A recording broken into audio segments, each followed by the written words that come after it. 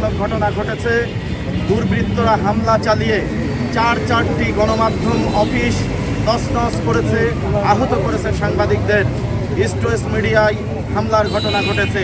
কেন হামলা করেছে, কারা করেছে, কারা জড়িত এখন পর্যন্ত শনাক্ত করা যায়নি, শনাক্ত করা হয়নি। শুধু বন্ধুরা এই না, আমরা জানি যে গত 5 আগস্ট ছাত্র জনতার যে গণ অভ্যুত্থান হয়, এই গণ অভ্যুত্থানের গণ আন্দোলনকে ঘিরে সারা দেশে গণমাধ্যম এবং সাংবাদিকরা ছিল আক্রান্তের মুখে। সারা দেশে কমপক্ষে 6 জন সাংবাদিক নিহত হয়েছে, আহত হয়েছে বহু সাংবাদিক।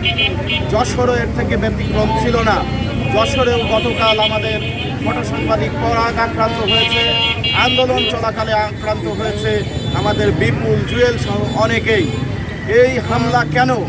আমরা যদি বলি, ছাত্র জনতার গণ অভ্যুত্থানের মূল ভিত্তি ছিল গণতন্ত্র এবং কথা বলার স্বাধীনতা।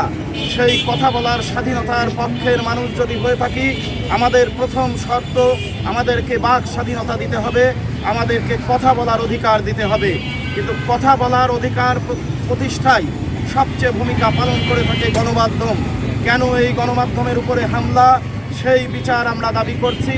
আমরা মনে করি যে এই হামলার সাথে বৈষম্য বিরোধী ছাত্র আন্দোলনের কোনো সম্পৃক্ততা নেই, প্রকৃত আন্দোলনকারীদের কোনো সম্পৃক্ততা নেই। একটি দুর্বৃত্ত চক্র যারা সত্যিকার অর্থে বাংলাদেশে গণতন্ত্র প্রতিষ্ঠা করতে চায় না, বাংলাদেশ থেকে বাক স্বাধীনতাকে উঠিয়ে দিতে চায়, তারাই বারবার এই হামলাগুলি করছে।